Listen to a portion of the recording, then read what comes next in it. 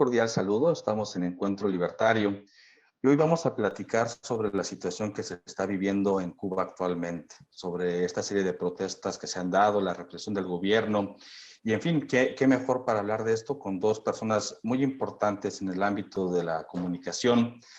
Contamos con la presencia de Yasmani Puga. Yasmani Puga es activista cubano, es una persona muy activa en redes y bueno, toda una experiencia estar platicando contigo. Yasmani, bienvenido, muchas Gracias. gracias. Gracias a usted, Eduardo. Muchas gracias. También contamos con la presencia de Carlito Madrid, también es un activista cubano, es youtuber, un influencer y bueno, va a ser muy interesante tener esta charla con ustedes. Les agradezco mucho su tiempo. Bienvenido, Gracias. Carlito Madrid. Gracias por invitarme. Bienvenidos. Bien, vamos a comenzar. Me gustaría preguntarte, Yasmani, lo siguiente. Abordando de forma directa la situación actual, ¿qué está pasando en Cuba? Este escenario que estamos viviendo es considerado, lo podemos considerar como algo inaudito, como algo fuera de lo común que se vive en la realidad cubana, o le podemos atribuir mucho a las redes sociales, a este mundo globalizado que nos permite conocer lo que está pasando del otro lado. Vemos que recientemente se han cortado todas las vías de comunicación, ya no se muestra lo que está sucediendo, pero en sí la pregunta es la siguiente: ¿este es un hecho inaudito o son las redes sociales quienes han permitido darle voz a estos inconformes, a esta realidad que se vive en Cuba? Es un hecho absolutamente inaudito. Desde 1994 no había habido ninguna protesta masiva en Cuba. Ocurrió una, se llamó el Maleconazo, porque sucedió en el Malecón de La Habana. Salieron, no se sabe el número exacto, tal vez miles de personas, pero solamente en La Habana, solamente ahí, duró un par de horas, se terminó. En cambio, esta protesta que vimos el 11 de julio fueron, creo que 60 ciudades o pueblos diferentes de Cuba en toda la geografía de la isla. Eso nunca se había visto en 62 años, desde que Castro tomó el poder. Es una cosa impresionante. Todo el mundo está impresionado por esto y no había pasado, no se había visto, los cubanos no habían visto nada igual en todas estas décadas de dictadura comunista. ¿Se lo atribuimos también en parte a las redes sociales? ¿Crees que esto haya propiciado parte del impacto que está generando en todas partes del mundo? ¿O ya es un fenómeno que no se puede detener, lo que se está viviendo en Cuba? Ambas cosas se interconectan. Yo creo que en los últimos... Bueno, vamos a empezar por decir que en Cuba llegó el Internet en el 2013. En el 2008... el Estado autorizó, porque en Cuba las cosas se autorizan, no hay libre internet, se autoriza en el 2008 a que los cubanos pudieran conectarse en un cibercafé, en un hotel, a $5 la hora de internet. En el 2013 dijeron, bueno, vamos a permitirles que los cubanos se conecten en internet por Wi-Fi, o sea, a internet por Wi-Fi, en unos parques que ellos decidieron qué parques eran, dónde estaban, 2013. Entonces, 2018 permiten que las personas tengan internet en el teléfono. Y cuando la gente tiene más información, va viendo cómo funciona el mundo, va aprendiendo cómo funciona Cuba, cómo funciona todo, va teniendo más información. Y eso, yo diría que desde el 2015, 16 para acá, hay una cantidad enorme de influencers que han estado, como dice el nombre, influencers, influyendo en la sociedad cubana. La gente está viendo, la gente está escuchando, y no solo, hay una cosa esencial: la propaganda comunista de Cuba perdió la hegemonía de la información. Antes ellos tenían todo el monopolio de la información. A partir de 2013, que ya la gente se puede conectar a internet, y a partir de 2018, que ya la gente tiene internet en el teléfono y puede tomar un teléfono y grabar las cosas que están pasando en momento real, el pueblo cubano se convierte en periodista automáticamente. Ya nadie puede mentirle al mundo. En Cuba no hay niños en la calle, hay uno filmando, mira, hay un niño en la calle. En Cuba no hay problemas en los centros de salud, mira, aquí no hay aspirina en este hospital, en esta farmacia. En Cuba no hay tal cosa, mira, aquí está. La gente empieza a ser periodista, por así decirlo. Y eso fue muy importante hasta que llegamos a este punto donde la gente, el pueblo se cansó y salió para la calle a gritar libertad. Lo que más gritaban las personas en Cuba era libertad. Patria y vida, libertad, no tenemos miedo, no más castrismo. Claro, y esto es una labor que no solamente de los cubanos que están actualmente en la isla, sino de personas como ustedes, que desde fuera hacen este activismo, esta forma de mostrar al mundo lo que sucede, romper estos falsos imaginarios que se ha creado durante tanto tiempo, la dictadura más longeva del continente. Sobre este punto, Carlito Madrid, me gustaría preguntarte lo siguiente, retomando lo que ya nos mencionaba Yasmani. ¿Cómo funcionan los instrumentos de control ideológico en Cuba? Si bien en Cuba hay un espíritu en este momento de búsqueda de libertad, durante tanto tiempo se ha logrado sostener esta dictadura, esta fascinación hacia la revolución, hacia los personajes como Fidel Castro. ¿Cómo podemos entender, que tú le comentes a la audiencia aquí en México, cómo funcionan los instrumentos de control ideológico en Cuba para crear justamente esta propaganda que poco a poco se va perdiendo, como ya nos comentaba Yasmani, que el Estado está perdiendo los mecanismos de control de comunicación y mostrar a este periodismo colectivo dentro y fuera de la isla? ¿Qué nos puedes comentar? ¿Cómo funcionan esos instrumentos de control y de represión en Cuba? A ver, para hablar de control ideológico en Cuba, hay que empezar por la escuela cubana. Los que fuimos docentes en Cuba, los que estudiamos magisterio, estamos bastante familiarizados con el adoctrinamiento en Cuba desde edades muy tempranas. Desde los 4 años de edad, 5 años de edad, ya se le enseña a los niños a identificarse con los líderes de la revolución, a imitarlos, a seguirlos. Ya se les enseña a los niños qué es la familia socialista, no la familia, sino la familia socialista, qué es la legalidad socialista, qué es la constitución socialista. En edades más avanzadas, no tanto, un poco más avanzadas, con 8 o 10 años, ya se les comienza a enseñar a los niños, está escrito así en los programas de estudio de la escuela cubana, en los programas de historia y del mundo en que vivimos específicamente, se les enseña a los niños odio, literalmente odio, a odiar según qué cosas, a odiar a los enemigos de la revolución, a odiar al imperialismo yanqui, a identificarse con los establos sociales que tenemos en Cuba, organizaciones que son los CDR, la Federación de Mujeres Cubanas. Desde edades tan tempranas empieza todo este trabajo político ideológico y es normal que cuando el niño llegue a la edad adulta sea el cuasi perfecto hombre nuevo, identificado totalmente con el régimen y sin conocer nada más de lo que pasa fuera de Cuba. Todo esto le añades la propaganda televisiva. En Cuba no hay anuncios publicitarios como probablemente lo haya en México o aquí en España. En Cuba no hay empresas que anuncien sus productos por televisión.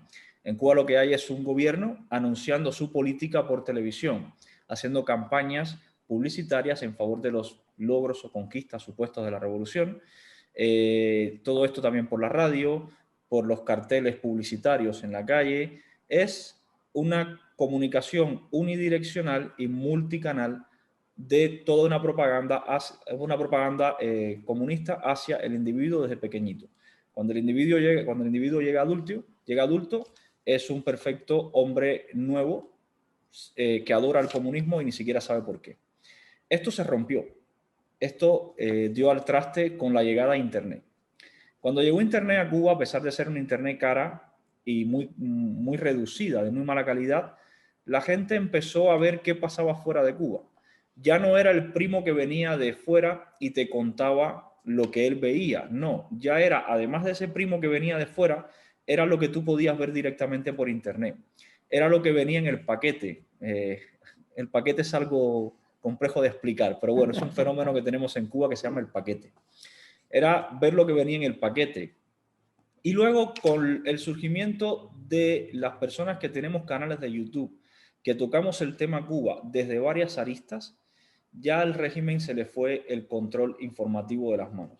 El régimen cubano es un monopolio en todos sus aspectos. En Cuba hay una sola empresa eléctrica, una sola compañía de acueductos y alcantarillados, una sola compañía de comunicaciones, una sola compañía de Internet. Es un monopolio en todas sus facetas. El monopolio de la comunicación perdió simplemente porque entró Internet, que es diverso.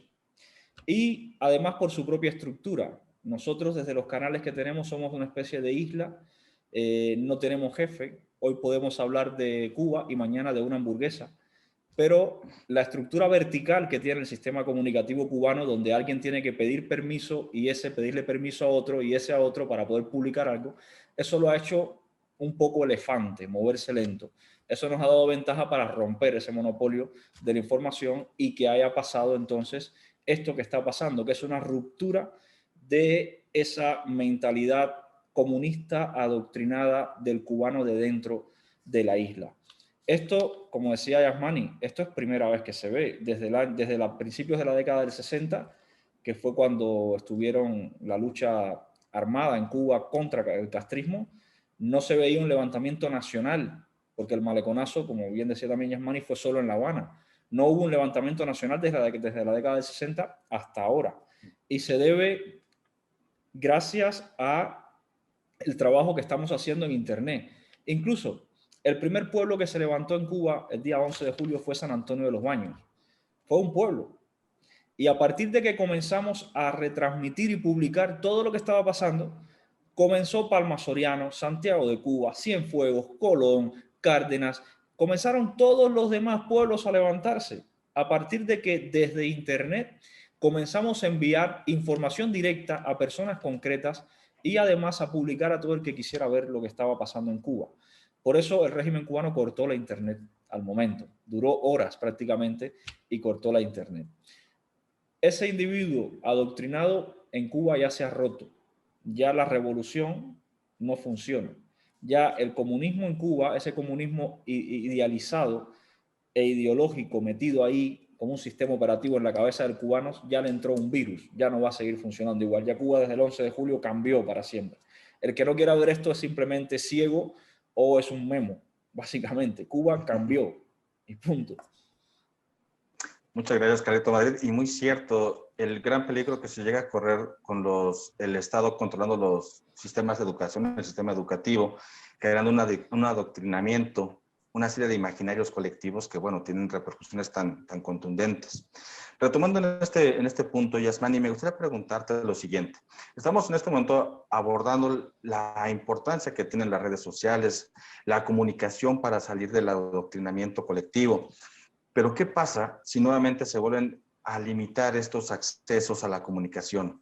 Si nuevamente a la isla se le descontextualiza del mundo, si no sabemos lo que está pasando, si no, el mundo no tiene mirada hacia aquellos rumbos, ¿qué es lo que puede suceder? Si dependemos, o el pueblo cubano depende necesariamente de estas estrategias, de estas herramientas de comunicación, o es un movimiento que ya no tiene marcha atrás, que va para adelante y que la dictadura prácticamente está viviendo sus últimos momentos. ¿Qué nos puedes comentar, Yasmani?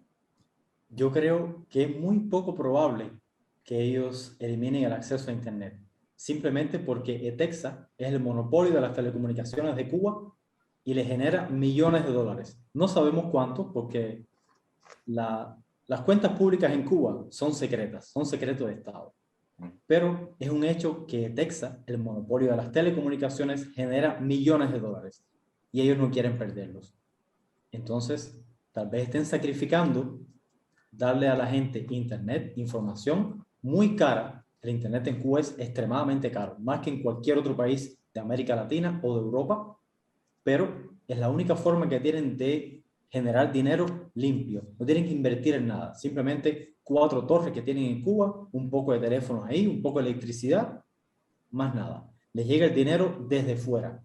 La mayoría de las recargas que se hacen en ETEXA son desde fuera, desde España, desde Estados Unidos, desde cualquier país del mundo. Los cubanos les recargamos los celulares a nuestros familiares en Cuba y eso es una entrada de dinero que yo dudo mucho que quieran perder. Y otra cosa importante es que los jóvenes son como cualquier joven del mundo. A un joven mexicano, quítale Facebook, quítale Twitter, quítale Instagram, quítale todas estas aplicaciones, se vuelve loco. En Cuba están igual. No tanto, no a ese nivel, pero sí, la gente quiere Internet, la gente quiere estar conectado. Y eso va a crear un caos. Si de repente ellos cortan el Internet, se crea un caos en Cuba. Yo creo que no lo harían, no lo van a hacer. ¿Y qué pasa en este sentido con los manifestantes? Si no pueden cortar la comunicación de Internet, por lo que bien nos comentas, ¿cuál va a ser la reacción del gobierno, del Estado hacia los manifestantes? Sabemos que Cuba se distingue en gran sentido por esas estrategias meticulosas para sabotear las manifestaciones, estas agrupaciones de los contramanifestantes disfrazados de civiles que no actúan de una forma violenta, pero van desviando justamente la voz de los inconformes. ¿Crees que se vuelva más cruda la represión a los manifestantes, a las protestas y que haya una persecución sistemática como seguramente se está dando con la información que nos han compartido? No puedo decir qué va a pasar, pero sí pienso que la represión va a continuar. También pienso que la gente en Cuba está perdiendo el miedo cada vez. Hay una gran masa de cubanos que estaban ahí, bueno, que sí, que si no, que es una dictadura, que no. Ahora hay mucha gente hablando claro, sí, esto es una dictadura. Ya lo vimos, ya lo demostramos. Y la gente está furiosa. Hay mucha más gente furiosa y en algún momento yo creo que de nuevo se va a desatar una ola de manifestaciones públicas y va a ser imparable. Todos los regímenes totalitarios cayeron en algún momento. La Unión Soviética duró 70 años, Alemania duró 30, otros países de Europa 30, 29, pero en algún momento cayeron. Y lo que se está viendo en Cuba es lo mismo que se estaba viendo en la Unión Soviética a finales de los años 80. O sea, yo creo que Muchas gracias. no tiene regresión. Estamos en un punto donde empezamos a ver el fin del castrismo. Excelente, muchas gracias, Yasmani. Carlito Madrid, ¿cuál es tu opinión al respecto?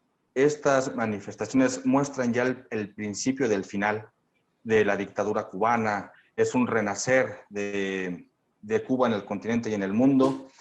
Yo sé que esta pregunta es muy complicada porque no somos oráculos, pero ¿consideras que en cuánto tiempo vamos a ver este despertar de Cuba y que se rompan las cadenas de la opresión que han tenido oprimida a este bello pueblo? A ver, aquí pasa algo, un fenómeno muy curioso. Primero, es que ha quedado ya demostrado que la revolución que Fidel Castro dijo que era del pueblo y para el pueblo, no es del pueblo ni es para el pueblo. Es de los comunistas contra el pueblo. Eso lo ha entendido así una buena parte del pueblo cubano que ha salido a las calles a pedir libertad y se ha encontrado con que la revolución que vino a liberarlos les ha mandado a los militares a apalearlos. Y lo ha entendido así también el propio militar, que ha entendido que el enemigo no era los Estados Unidos, sino era el propio pueblo cubano. Toda la preparación militar de carrera para defendernos del imperialismo yanqui al final era para defendernos del propio pueblo cubano que pedía libertad. Teniendo esto claro, evidentemente ya se pasó un punto de no retorno. Ya esa utopía revolucionaria dejó de existir para los dos bandos. Para el que protestó y lo apalearon, que entendió que la revolución no era suya, y para el militar, que entendió que tampoco está para proteger al pueblo, sino para golpear al pueblo. Los dos entendieron que la revolución no era suya. Y esto marca un punto de no retorno. Lo que vaya a pasar en Cuba de ahora en adelante es bastante difícil de predecir. Ahora, una cosa sí queda muy clara. No hay retorno. Cuba ya cambió y cambió para siempre. Si va a ser mejor o va a ser peor en los próximos meses, ojalá y lo supiera, no lo sé, pero igual no va a ser. ¿Qué me gustaría que pasara? Eso sí te lo puedo decir, lo que me gustaría que pasara. Me gustaría que salieran otra vez los cubanos a la calle, los cubanos de dentro y los cubanos que estamos fuera, que también estamos saliendo a la calle, que es otro fenómeno distinto e inédito también. Los cubanos que estamos fuera de forma masiva, saliendo a la calle en las ciudades donde nos encontramos. ¿Qué me gustaría que pasara? Pues que saliéramos todos a la calle, los de dentro y los de fuera, y que los militares de Cuba entiendan que no se deben a un partido político, que se deben a la protección de la población y en este caso de la Constitución, que por desgracia es la Constitución del Partido Comunista, pero que aún así siendo la Constitución del Partido Comunista, se puede usar también para darle protección al ciudadano, al pueblo. Entonces, los militares tienen que entender esto, que su enemigo no es el pueblo y que ellos no se deben al partido. Y el pueblo tiene que entender que la única forma de conseguir que Cuba sea democrática y libre es estando en la calle, paralizando el país en general. Y los que estamos fuera tenemos que entender que tenemos que ser la voz de los que están dentro, porque cuando les cortan internet se quedan sin voz. Tenemos que ser nosotros su voz. Somos los únicos que podemos gritar lo que pasa adentro.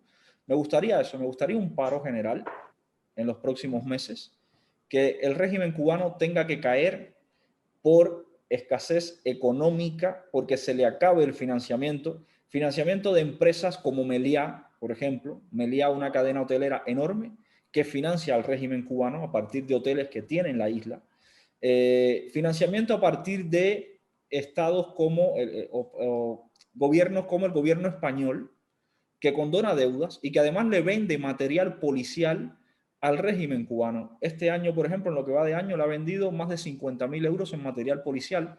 El Ministerio de Defensa de España le ha vendido más de 50.000 euros en material policial al régimen cubano.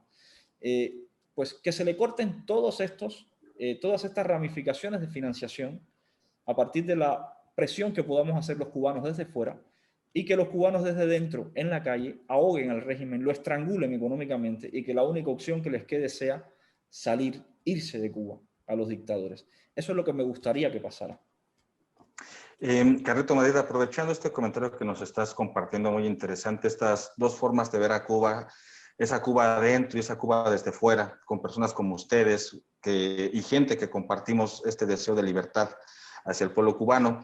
¿Qué opinas, por ejemplo, cuando comentas, hay que salir a las calles, ir a las embajadas? Aquí en México hay agrupaciones de cubanos, de mexicanos que apoyan las protestas que se están viviendo, pero también hay agrupaciones amantes de Castro, que van a defender la idea de la revolución, esta idea romántica de revolución cubana, esta idea de resentimiento histórico contra los yanquis y demás. ¿Qué opinas de estas agrupaciones? Aprovechando justamente el comentario que nos acabas de dar. Mira, yo soy de los que cree últimamente que las protestas en frente a las embajadas son poco efectivas. Yo creo que deberíamos ir a protestar frente a las sedes de las empresas que financian a la dictadura cubana. Imagínate, por ejemplo, un grupo de cubanos manifestándose frente a la sede de Meliá, una empresa capitalista que financia al comunismo en Cuba, y un grupo de estos comunistas trasnochados españoles yendo a hacer una contraprotesta defendiendo a Meliá. Los comunistas defendiendo una empresa capitalista que es frente a la que estamos protestando. No es lo mismo que si protestamos frente a la embajada, que ellos van allí y defienden a la embajada cubana. Ahora, sería un contexto distinto verlos defendiendo a una empresa capitalista.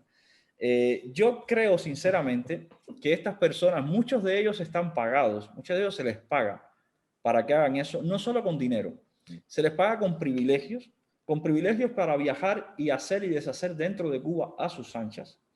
Se les paga con favores en el país donde viven, y otros están simplemente adoctrinados exactamente igual que puede estar un cubano de dentro.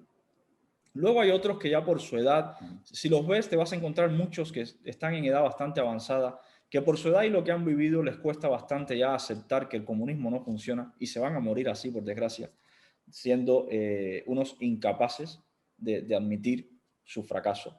Pero en cualquier caso, son personas equivocadas, son personas que están erradas.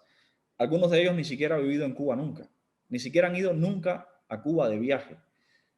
Y voy a decir algo, y esto asumo totalmente la responsabilidad de lo que voy a decir. Yo he hablado con alguna de estas personas y tengo la seguridad y las pruebas de que algunas de estas personas, hombres principalmente, van a Cuba a hacer turismo sexual. Y luego los ves frente a las sedes diplomáticas cubanas defendiendo a la dictadura cubana. Me pregunto si están defendiendo realmente el socialismo o defendiendo lo barato que es el turismo sexual en Cuba. Muy interesante e importante lo que dices, Carlito Madrid. Yasmani Puga, tengo aquí una pregunta que me llama mucho la atención que ustedes nos puedan decir, en este caso dirigida a ti, sobre el concepto romántico de revolución. Prácticamente el siglo XX, cualquier tipo de movimiento cultural se le nombra revolución o la idea de revolucionario. Este ideal como tal romántico, si lo vemos desde la Revolución Francesa se comió a sus hijos con la llegada de Robespierre. La Revolución Rusa se come a sus hijos con la llegada de Stalin. La Revolución Cubana se come a sus hijos con la llegada de Castro. Sin embargo, este concepto sigue tan en boca de todos.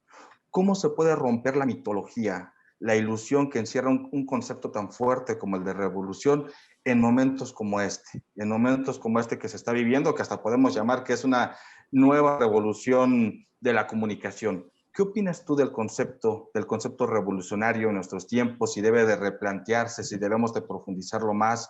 Fue sobreexplotado por el mismo marxismo. ¿Qué nos comentas a lo siguiente, Yasmani, por favor?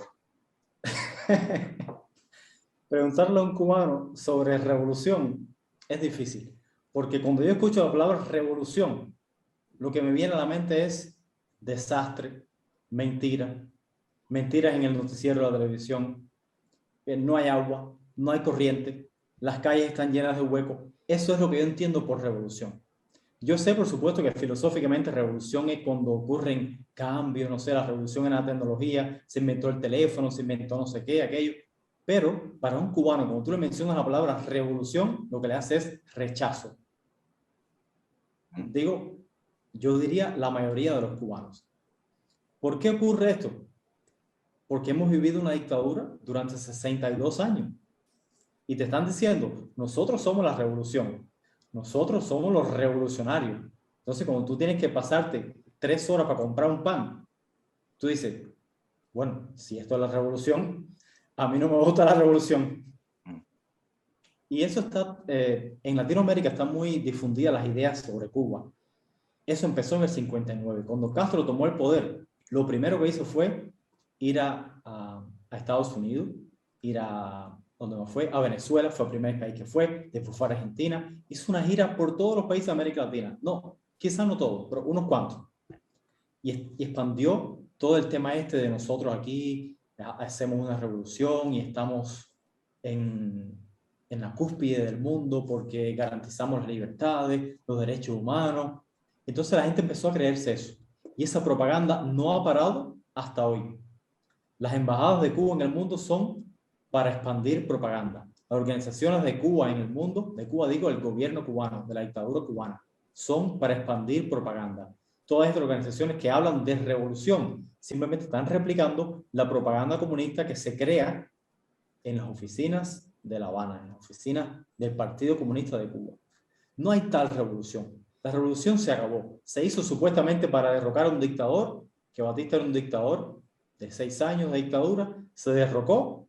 Después Castro empezó a cambiar, de decir, la revolución es verde como las palmas, empezó a decir, bueno, vamos a meter un poquito aquí de otras ideas y vamos a ver cómo funciona.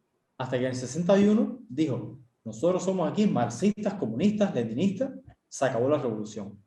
Entonces, todas las personas, no todos, unos cuantos que lucharon con Castro, se rebelaron. Fue la guerra civil en el año 60, en el año 61, hasta el 65, si no estoy equivocado. Carlito Madrid me puede corregir en este tema, sí. Que él sabe bastante del tema. Hubo una guerra civil en Cuba de los mismos que se alzaron con Castro en las montañas para combatir la dictadura de Batista. Esas mismas personas dijeron, amigo, esto no fue por lo que nosotros luchamos. Se rebelaron contra Castro. En ese momento se acabó la revolución. A partir de ahí, lo que hay es una dictadura militar comunista que prohíbe de todo lo que usted imagina a los cubanos. Y la propaganda va por otra parte.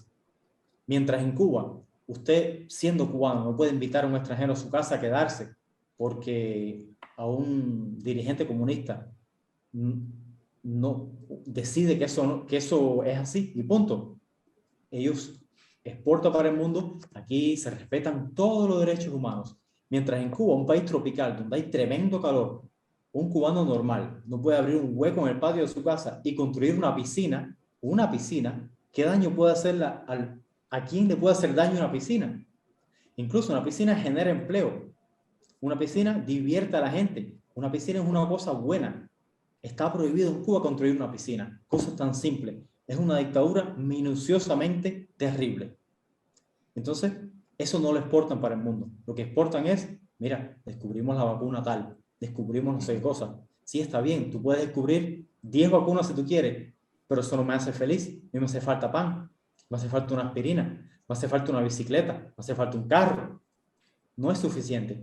Entonces, hay una cantidad enorme de latinoamericanos que escuchan Revolución Cubana y es un idilio, es una... Hay un libro genial que se llama El perfecto idiota latinoamericano, que describe eso de una forma magistral. En el capítulo de Cuba dice, Cuba, un viejo amor que no se olvida, pero tampoco se deja. Algo así, estoy parafraseando. Entonces tú le dices a esta persona, bueno, ¿y qué tú crees de que en Cuba esté prohibido, por ejemplo, tener una tienda de instrumentos musicales? Dice, bueno, no, imagínate, pero por lo menos tienen salud y educación. Sí, pero ya estudié y no estoy enfermo. ¿Qué voy a hacer ahora? ¿Cómo soy feliz? Salud y educación, ¿es suficiente para ser feliz? Entonces, cuando tú pones a estas personas que amantes de la revolución, en estas, cuando tú le preguntas algo así, no saben qué responder. Simplemente abandonan el debate, te dicen, oh, pero bueno. Muchas gracias, Yasmani. Muy interesante lo que nos compartes.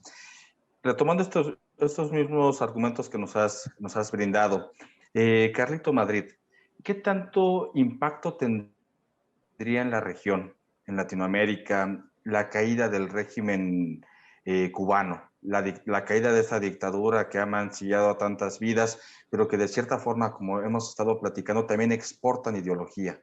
O sea, Cuba es un referente ideológico para muchas universidades. En la UNAM, por ejemplo, hay una adoración prácticamente en los sistemas de estudio hacia el marxismo. Se ve a Cuba como un ejemplo, como un referente moral, como una resistencia ante los tiranos. ¿Cómo podríamos entender la caída definitiva del bloque comunista cubano y su impacto que tenga en los ámbitos educativos e intelectuales de América Latina? Bueno, si miramos un poco cuando estaba todavía la Unión de Repúblicas Socialistas Soviéticas, desde el Kremlin se gobernaba prácticamente todos los países comunistas y casi todos los partidos comunistas de América, incluyendo al Partido Comunista de Cuba, que estaba hasta el año, principios de la década del 60, estuvo siendo ilegal. Cuando cayó la Unión de Repúblicas Socialistas Soviéticas, se vio un poco huérfano el movimiento de izquierdas del mundo. Y no fue hasta que Lula, surgió este personaje tenebroso, Lula da Silva, en Brasil, que fundó aquello del Foro de Sao Paulo, poniéndole foro, nombre foro porque suena más bonito, claro, a un nuevo comité, que era lo que estaba haciendo ahí en Sao Paulo. No fue hasta ese momento en que Cuba volvió a tener, digamos que, la gran influencia a partir de que Fidel Castro detectó. Fidel Castro perdió el control, perdió el financiamiento de la Unión de Repúblicas Socialistas Soviéticas y cuando vio que se creó el Foro de Sao Paulo dijo, aquí tengo otra fuente de financiamiento. Y a partir de ahí se llevó directamente la sede del Foro de Sao Paulo a Cuba. Y empezó otra vez, ya Fidel Castro había penetrado América, desde las guerrillas como la FARC, como Frente Sandinista, todo esto que lo había financiado. Y a principios de los 90 volvió otra vez con el Foro de Sao Paulo, con Lula da Silva y con todo este movimiento de izquierdas de Brasil, con más fuerza a seguir penetrando América. Luego esto se ha expandido un poco. Ahora en México tenemos al Grupo de Puebla, que es otra metástasis de este cáncer globalista y de izquierda. El régimen cubano, si bien ya no está metido en América de forma violenta, como sí estaba hace décadas financiando guerrillas, si bien no está así, sí está metido en la política de muchos países de América. Lo vemos en Chile, en Argentina, en Venezuela, en Bolivia, en Ecuador, intentó meterse también durante mucho tiempo, en Nicaragua, ¿Y qué pasa si cae ese faro, esa guía, ese tumor, ese cáncer de la izquierda latinoamericana y mundial? Evidentemente se va a desmembrar, va a ser una especie de desmembramiento de toda esta izquierda. Cuidado, aquí hay que separar izquierda de globalismo. El hecho de que se desmembre toda esta izquierda no quiere decir que el globalismo también vaya a perder fuerza, eso va por otro camino. Pero sí creo que todos estos movimientos de izquierda que tienen a Cuba como un ejemplo a seguir, me ponías el ejemplo de la Universidad Autónoma de México, ¿no? Era la que te referías. Todos estos movimientos que tienen ese ejemplo de Cuba a seguir van a quedarse sin paradigma. Y al quedarse sin paradigma, evidentemente tendrán que girar a otro sitio. ¿A dónde van a girar? Pues pueden quedarse sin paradigma viviendo del pasado, de lo que ellos creen que fue Cuba, y vivir anclados a ese pasado como los españoles que viven de lo que creen que fue la Segunda República. O pueden mirar hacia otro lado.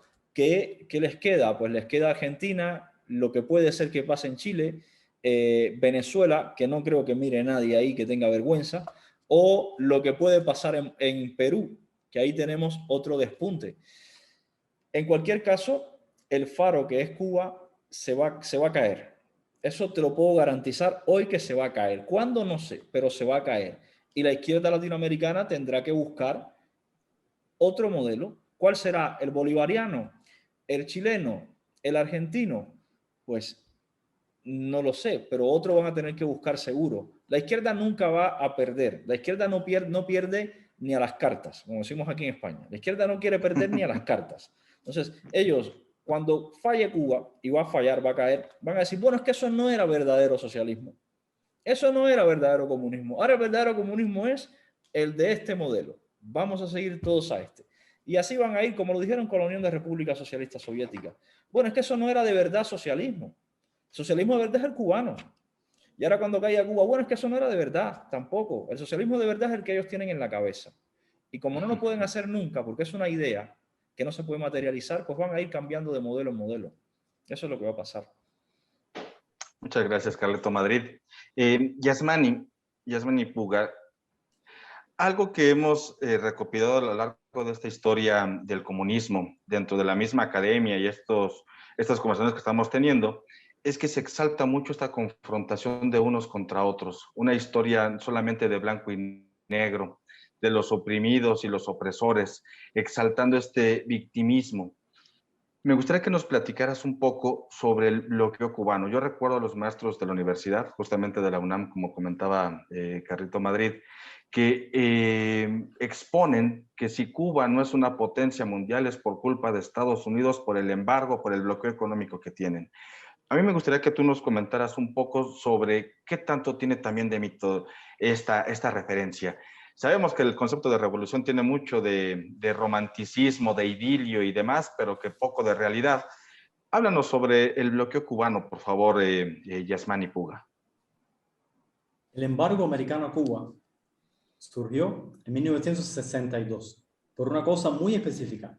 Castro se robó las propiedades de casi 6.000 americanos o 6.000 compañías americanas, o sea, entre compañías y personas americanas. Se robó y no dio ningún tipo de compensación. O sea, se robó las propiedades y no las pagó. Los americanos, en lugar de invadir a Cuba, en lugar de atacar, dijeron, bueno, ok, ustedes no van a durar mucho tiempo en el poder, no vamos a atacar, no vamos a hacer nada, simplemente no vamos a comerciar con ustedes, no les vamos a vender y no les vamos a comprar. ¿Cuál fue la respuesta de Castro? Si nos quieren bloquear, que nos bloqueen. Y esto está en un discurso por ahí. Nosotros nos mantenemos 15 años descalzos si tenemos que hacerlo. Renunciamos a todos los lujos. Vamos a comer, que decía, eran 3 cosas, malanga, manteca, no recuerdo qué más. Nos mantenemos así por 15 años y desarrollamos nuestras industrias y hacemos zapatos con las pieles de Cuba y vamos desarrollando nosotros mismos, no necesitamos a los americanos. Seremos la Suiza del Caribe, seremos la Suiza del Caribe, dijo. Sí, hay un montón de mentiras de Castro, pero la lista es enorme. Vamos a desarrollar aquello, vamos a tener más naranja que la Florida, vamos a tener más leche que Suiza, vamos a tener más de todo que todo el mundo. Bueno, Creo que se fue ahí. Ah, sigue, Eduardo. Ok, pensé que se había ido la conexión. No sé si sigue, por favor, sí. Conclusión. Cuando llegó en 1990 y Cuba se vio sola, que la Unión Soviética no le mandaba subsidios, empezaron someramente un poquito sobre el tema este del bloqueo. Bueno, están bloqueando. Antes no había mencionado nada. Antes estaban, nosotros no necesitamos Estados Unidos. Incluso en el 2001, Castro dijo que Cuba era el único país del mundo que no necesitaba de comerciar. No, a ver, en el 2001, Castro dijo que Cuba era el único país del mundo que podía decir que no necesitaba comercio con los Estados Unidos. En ese mismo 2001, Bill Clinton hizo reformas al embargo y a partir de ahí se le vendía a Cuba, se le podía vender medicinas, alimentos y productos agrícolas. ¿Qué pasó? Estados Unidos en varios meses se convirtió en uno de los principales socios comerciales de Cuba. Cuando yo digo Cuba, entiéndase gobierno cubano, que los cubanos no tienen ninguna posibilidad de exportar ni de importar nada, de comprar ni vender. Todo el negocio que se hace es con los militares de Cuba, con los tiranos de Cuba. Entonces, Estados Unidos sí comercia con Cuba todo lo que quieran en cuanto a medicina, en cuanto a productos médicos, productos agrícolas y comida. De hecho, Estados Unidos es actualmente todavía uno de los principales socios comerciales de Cuba y el principal importador, o sea, exportador de comida para Cuba. Además de Estados Unidos, Cuba comercia con todo el mundo que desee. El tabaco. ¿Qué tiene Cuba? Tabaco, níquel, ron.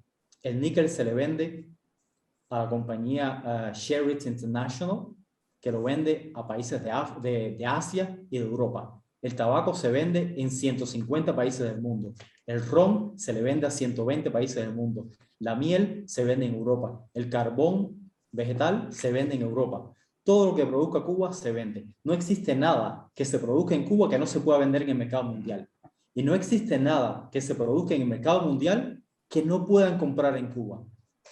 Entonces, te están diciendo, por una parte, el embargo. Incluso López Obrador hace poco dijo que iban a salir 2 barcos llenos de ayuda humanitaria para Cuba. Que el bloqueo. Entonces, ¿cómo estás hablando de bloqueo si estás mandando 2 barcos para allá? ¿Por qué Carlitos Madrid de España no puede mandar un barco? ¿Por qué yo desde Turquía? ¿Por qué un cubano desde Miami? Hay una compañía que se llama Crowley Maritime. Mandan 4 o 5 barcos cada mes para Cuba, con de todo, con refrigeradores, televisores, bicicletas, con todo lo que los cubanos quieren enviar para Cuba, sin problema. Cuba tiene comercio, el gobierno cubano tiene comercio con 170 países del mundo, sin problemas, excepto algunas cosas que Estados Unidos no le vende. Entonces, es una propaganda constante. Actualmente he visto que se está Actualmente he visto que se está intensificando la campaña esta de una forma brutal. El embargo, pero no paran de comprar, no paran de vender. Si ahora mismo Carlitos Madrid, que está en España, España es un país que tiene perfectamente relaciones con Cuba, hay cientos de compañías españolas en Cuba, radicadas en Cuba. Si Carlitos Madrid dice, mira, yo tengo aquí $1 millón, voy a comprar, no sé, lo que él quiera, teléfonos, bicicletas, jeringuilla, lo que quiera, y lo voy a enviar para Cuba y voy a abrir una tienda en Cuba y venderlo a precios normales para que la gente pueda comprar. ¿Qué dice el gobierno cubano? No, está prohibido. La aduana de Cuba te lo prohíbe. Cuba es un país miserable y pobre por culpa de montones de restricciones y de prohibiciones que tienen en Cuba. El gobierno de Cuba no tiene nada que ver con ningún país del mundo, no tiene nada que ver con embargo. México, por ejemplo, tiene comercio con Cuba. México le vende a Cuba comida, México le vende cilindros, México le vende tecnología de todo lo que quieran. Y de Cuba para México va también tabaco, va ron, todo lo que quieran vender. No hay limitaciones de ningún tipo. Muchas gracias, Yasmani. Sí. Si me permites, Eduardo, añadirte algunos datos por favor. sobre el embargo. Mira, Claro que para sí. que tengan una idea de lo que estamos hablando, el año 2017, esto es un informe que tengo delante que es del Departamento de Estado de los Estados Unidos, ¿vale? En el año 2017, las exportaciones de Estados Unidos hacia Cuba fueron de 283.2 millones de dólares. El promedio entre el año 2012 y el año 2016, el promedio de valor de las exportaciones es de 309.8 millones de dólares, el promedio anual de exportaciones. Evidentemente, si el promedio anual desde 2012 hasta 2016 supera los 300 millones de dólares, no hay un bloqueo. Y el embargo que sí está, funciona mal. Ni siquiera están embargados. ¿Por qué? Porque hay un proceso en Estados Unidos para el cual las empresas que quieren vender algún producto a Cuba solicitan una licencia. Esa licencia en un 90% es otorgada a esas empresas para que puedan comercializar con Cuba y comercian con el régimen cubano, no con el pueblo cubano. Hay una lista esto también es una lista del Departamento de Estado de Estados Unidos. Hay una lista de compañías dentro de Cuba que son con las que no se puede tener relaciones comerciales y aún así se tienen. Dentro de esta lista está, por ejemplo, CIMEX, que es una corporación del gobierno cubano. Está el Ministerio de las Fuerzas Armadas, está el Ministerio del Interior, está el conglomerado empresarial Gaesa. Es una lista enorme. Sin embargo, hay empresas norteamericanas que solicitan la licencia y venden a muchas de estas empresas saltándose también el embargo. No es que no haya un bloqueo, es que ni siquiera hay un embargo. No funciona. Por otra parte, para que tengan una idea de lo que decía Yasmani, que el régimen cubano puede acceder al mercado internacional a comprar cualquier cosa, e incluso vinos. El vino, que no es un producto de primera necesidad, el vino es prácticamente un producto en algunos países incluso de lujo. En Cuba, que no hay ni pan, el vino debería ser un producto de lujo en Cuba. Sin embargo, el régimen cubano accede al mercado español, al chileno, al italiano, al francés, al argentino, a Estados Unidos, Bélgica, Países Bajos, Canadá, Alemania, Portugal, para comprar vino. Por ejemplo, en el año 2015, el régimen cubano compró en todos estos países 9.596.000 euros en vinos. En el año 2019 compró 9.182.000 euros en vinos. En el año 2016 sobrepasó los 12 millones de euros en vinos. En el año 2017 casi 12 millones de euros en vinos. Y en el año 2018 casi 11 millones de euros en vinos. Esto es un informe del ISEX, que es la oficina de estudios de exportación e inversiones que lo genera la Embajada de España en La Habana para hacer estudios de mercado para ofrecérselo a los empresarios españoles que quieran invertir en Cuba. En Cuba, en noviembre del año 2020, según la Cámara de Comercio de España, habían registradas con dirección física, teléfono de Cuba y email y todo de Cuba, habían registrado de España 292 empresas, solamente de España. ¿Dónde está el bloqueo? Ni siquiera el embargo existe. El embargo que está, que son las leyes Helms-Burton y la ley Torricelli, que tuvo en su origen con la ley de comercio con el enemigo, que también invito a las personas a que se lean lo que fue la ley de comercio con el enemigo para que entiendan el origen del embargo. Ahora está codificado por la ley Helms-Burton y la ley Torricelli, la ley de la democracia cubana y todo esto.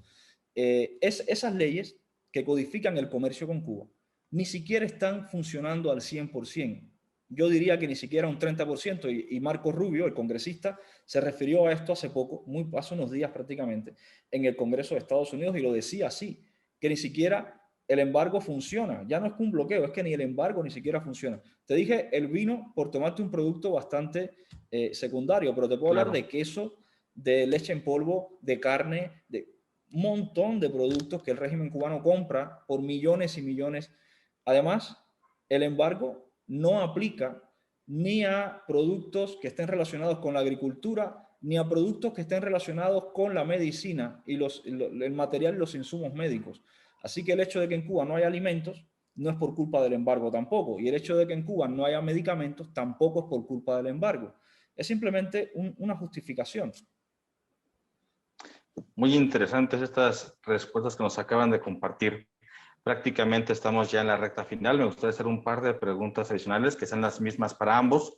Yasmani, ¿Qué opinas tú sobre la revolución cultural, que tiene un impacto pareciera que bastante grande, no solamente porque niega una realidad de miseria, de hambre, no solo la que se vive en Cuba, sino la que se ha vivido a través de los movimientos comunistas en el mundo? ¿Qué opinas de la importancia que tienen estas herramientas que ya Gramsci anunciaba sobre la revolución cultural, ya no la revolución de las armas, sino esta revolución ideológica que sigue contaminando la mente de muchos jóvenes en muchos parámetros, más allá de los ámbitos políticos, sino en una gran diversidad de ideologías? Otro elemento aunado a esto es cómo romper la figura del ídolo, estas estatuas gigantescas. Yo lo hablo aquí como mexicano, como lo que veo en mi país, que se idolatra prácticamente a Fidel Castro, como esta imagen del macho alfa que todo lo puede, el que es suficientemente fuerte. Ya Vargas Llosa tiene este libro del llamado de la tribu, que pareciera que también obedece a cuestiones pues muy inherentes de ciertas características históricas en ciertas poblaciones, como la búsqueda de un Mesías que salvará a la población. Algo semejante con sus proporciones es también la imagen de López Obrador aquí en México, donde se busca la idea del gran héroe, del gran Mesías. ¿Qué nos puedes comentar de esta revolución cultural y su impacto que tiene en el mundo y principalmente en los jóvenes? Yo creo que es simplemente falta de información.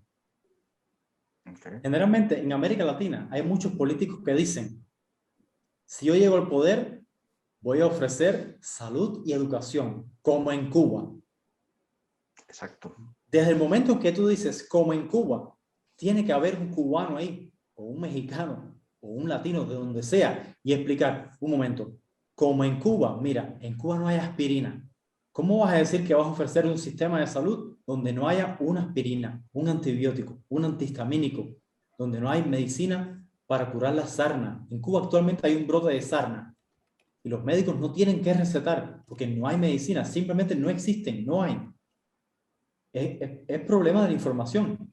Yo creo que la izquierda tiene tomadas las universidades, invierten en canales, invierten en todo tipo de información, pero la derecha, la gente que está trabajando, la gente que está centrada en hacer dinero, creen en las libertades, sí, pero no invierten lo suficiente en canales, en televisión, en radio, en periódicos, y pasa lo que pasó en Cuba. Nadie le hizo caso a Fidel Castro. Cuando Castro empezó con su revolución, unos ahí con barba en las lomas. No pasa nada, no pasa nada. Lo sorprendió tomando mojito en La Habana. Llegó la revolución, Castro se apropió de todo y empezó a contaminar todo el continente con esas ideas. Entonces ahora mismo, por ejemplo, si en México usted le dice a alguien, mira, vamos a invertir en hacer un canal. Nosotros tenemos aquí un canal de YouTube, una emisora, somos libertarios, queremos divulgar las ideas de la libertad, que es bueno para el país, para México, para el mundo. No pasa nada, no te preocupes, no pasa nada. A la gente no le interesa, a los que tienen el dinero no les interesa invertir en eso, me parece. No a todos, por supuesto, hay mucha gente que sí invierten y financian proyectos, pero mientras la derecha está durmiendo, la izquierda está trabajando y está hablándole en el oído al que tiene 15 años, al que tiene 20 años. Mira, en Cuba todo es gratis. ¿Y qué hace la gente? Bueno, gratis, oh, qué bueno. La gente se cree todas esas historias. Son mitos sociales que se han creado sobre Cuba.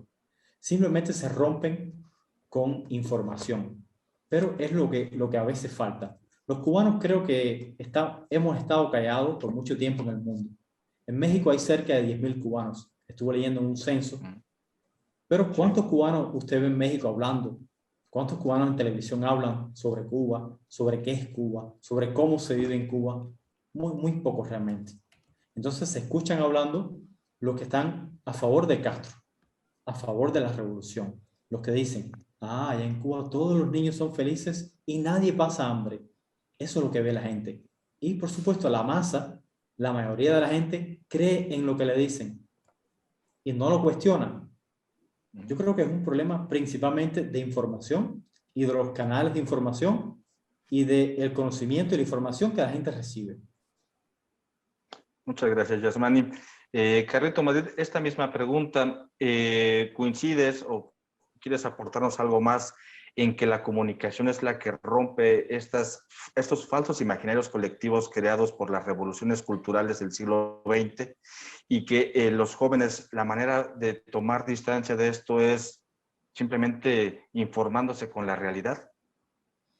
A ver, la revolución cultural, esta que estamos viviendo ahora, según mi opinión, es simplemente para sustituir el sustrato del marxismo de la izquierda que ya no está. Ya ese proletario ya no está, y hay que cambiar ese sustrato para seguir generando conflicto, que de eso vive la izquierda, y por eso se han inventado una especie de revolución cultural donde hay que hacer creer a las minorías que son más importantes incluso que las mayorías, donde hay que aplicar la política de la censura y de lo políticamente correcto y del miedo, y de apagarnos la voz a los que tenemos nuestra forma de pensar.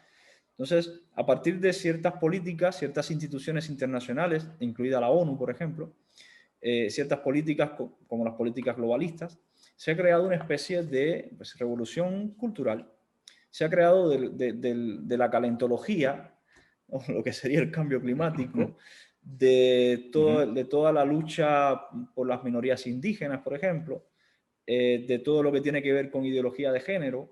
De todo esto se ha creado una especie efectivamente de revolución cultural que al no poder llegar al poder por las armas, porque ya ser guerrillero está feo, ya asaltar el poder por las armas ya no se ve bien, pues hay que asaltarlo de otra forma, como, claro, adoctrinando y manipulando a las personas, no solo a los que no pensamos de esa forma, sino a los propios que piensan de esa forma, manipulándolos también y creyendo que su forma de pensar es la más importante, la única, y que con eso nos pueden pasar por encima a todos.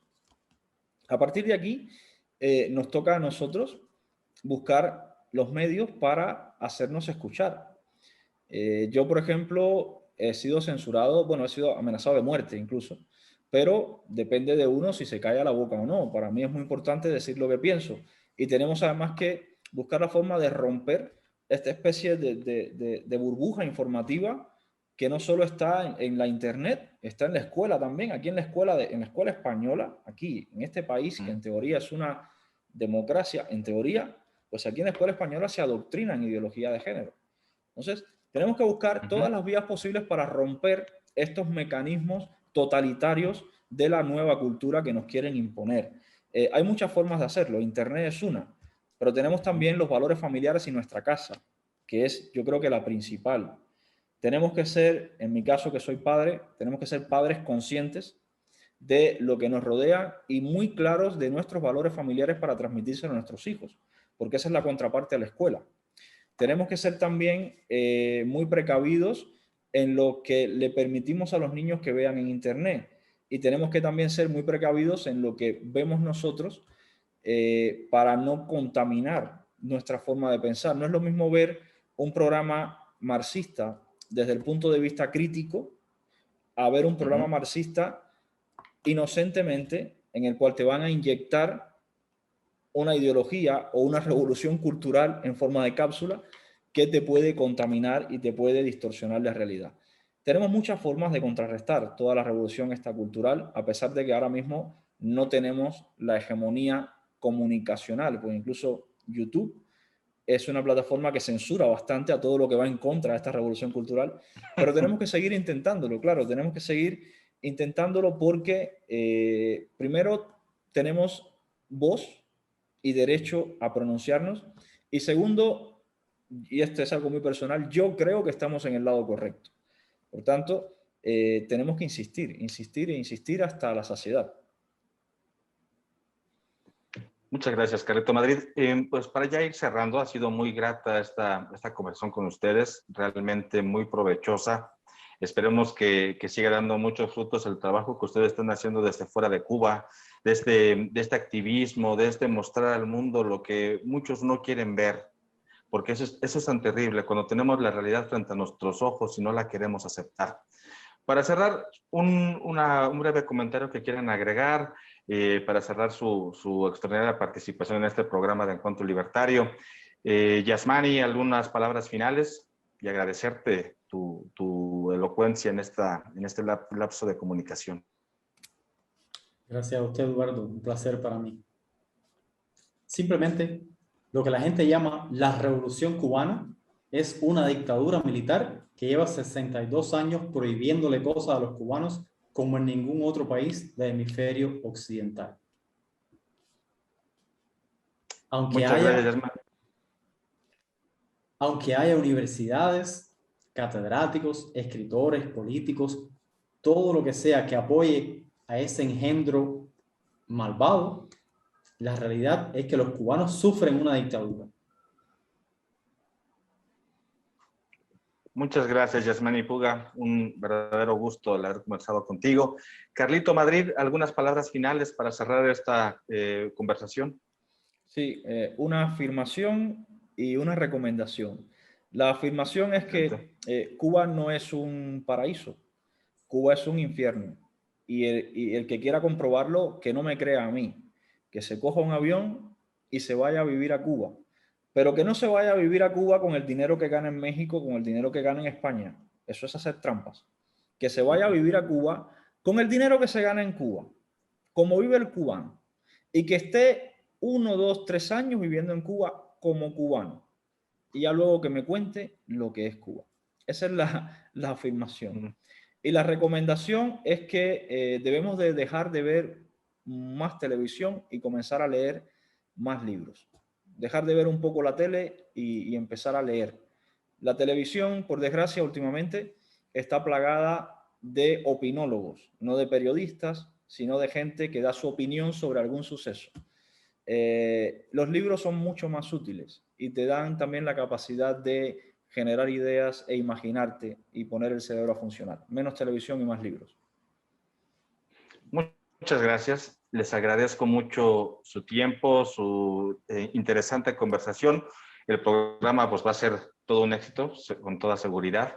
Les agradezco nuevamente. Esto ha sido también gracias a México Libertario, a Víctor Becerra y bueno, a Eduardo Ruiz, que tuve la oportunidad de conversar con ustedes.